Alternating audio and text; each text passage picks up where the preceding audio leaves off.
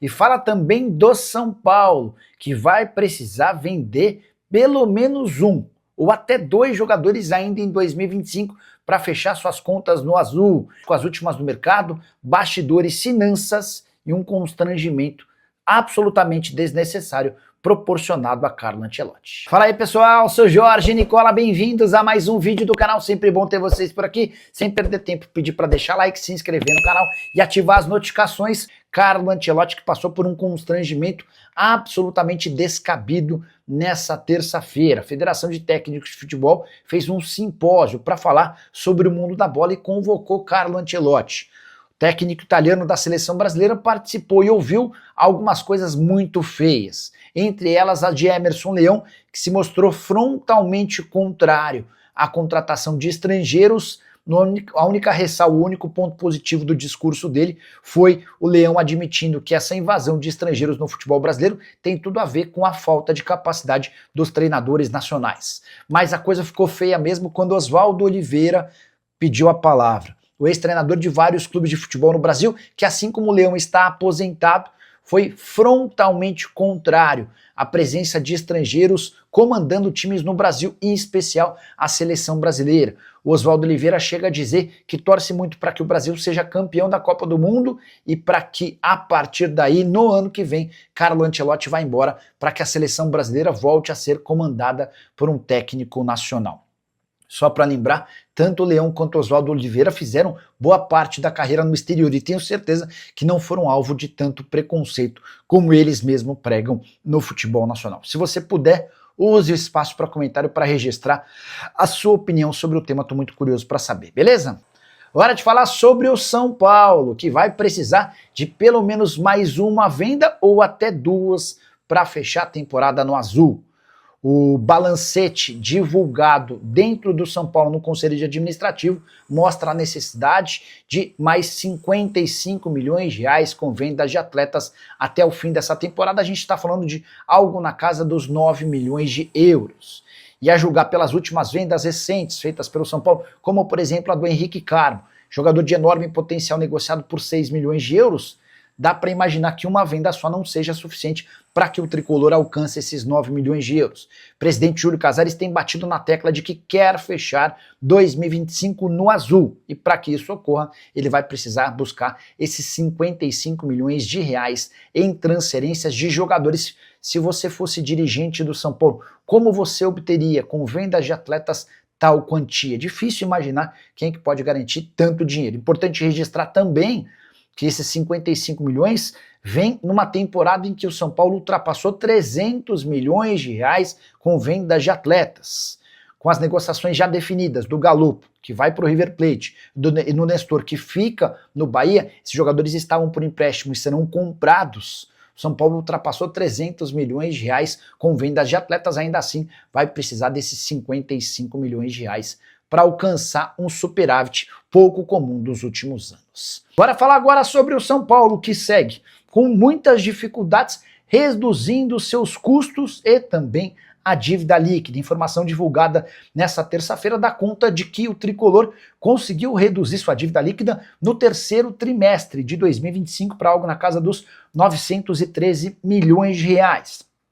Parece uma redução pequena, mas é importante registrar que o São Paulo vinha, nos últimos anos, aumentando a sua dívida. Então, só de não aumentá-la já é uma grande vitória. Tricolor que fez uma série de economias, não investiu em nenhuma contratação de atleta para o departamento de futebol profissional. Todos os jogadores que chegaram a custo zero, apenas em troca de salários, direitos de imagem e luvas. Esse raciocínio deve ser mantido para a próxima temporada. Os investimentos maiores têm sido feitos em contratação de atletas de base, que certamente custam muito menos. Ainda assim, há muito caminho a ser percorrido. São Paulo precisa urgentemente de novas receitas, até por isso a realização de 6 shows que vão assegurar cerca de 20 milhões de reais livres de impostos. Esse valor equivale a mais de um mês da folha salarial tricolor. Que nota você dá para os dirigentes do São Paulo? Já usa o espaço para comentário para registrar sua opinião, beleza? Alguma coisa do São Paulo, Caleri e Oscar. Fernando, o Caleri está trabalhando para voltar ao Brasil, para voltar ao São Paulo ainda nesse ano. mas não dá para cravar, tá? O São Paulo não tem pressa em utilizá-lo, o São Paulo, inclusive, prefere ter o Caleri apenas no ano que vem. O Caleri é que tenta acelerar esse processo. Sobre o Oscar, problema na panturrilha, né? Problema sério, panturrilha é chato de recuperar. Possível que o Oscar só se coloque à disposição para a próxima temporada, tá? O Oscar tem contrato com o São Paulo até dezembro de 27. Boa noite, Nicola. O que sabe sobre o Márcio do São Paulo? Ele tem boas ideias para a temporada que vem? Rodrigo Madeira está se referindo ao Márcio Carlomagno, que é o superintendente do São Paulo e que, coisa de 15 dias atrás, virou o homem forte do futebol do São Paulo. Considerei esse movimento feito pelo Júlio Casares muito arriscado, porque o Márcio Carlomagno é o escolhido do Júlio para ser o candidato à presidência em dezembro do ano que vem. Imagina ameaçar ou arranhar a imagem desse cara num time de futebol que vinha de 7 derrotas nos últimos 8 jogos. O Júlio acabou tendo sorte ou competência do Márcio, porque desde que o Márcio assume, São Paulo vence o Bahia por 2-0 em casa, quebrando essa sequência ruim, e depois vence o Vasco da Gama num jogo complicadíssimo em São Januário, 2-0. Essas duas vitórias deram uma acalmada nos ânimos e mostraram que as primeiras medidas têm dado surtido efeito. O Márcio Carlomagno pagou um dos meses de direitos de imagem, de direitos de imagem atrasado e prometeu pagar o outro agora no início do mês de novembro. Além disso, ele impôs uma cobrança muito maior no CT, da diretoria para com a comissão técnica, da comissão técnica para com o elenco. A ideia é conforto zero, todo mundo trabalhando mais, todo mundo se dedicando mais, todo mundo sendo mais cobrado, porque a interpretação do Márcio é de que havia muita comodidade, muita facilidade no São Paulo, e isso estava resultando num time confortável dentro de campo e que aceitava a derrota. Nos jogos contra o Bahia, em especial contra o Vasco, foi um time muito mais aguerrido, né?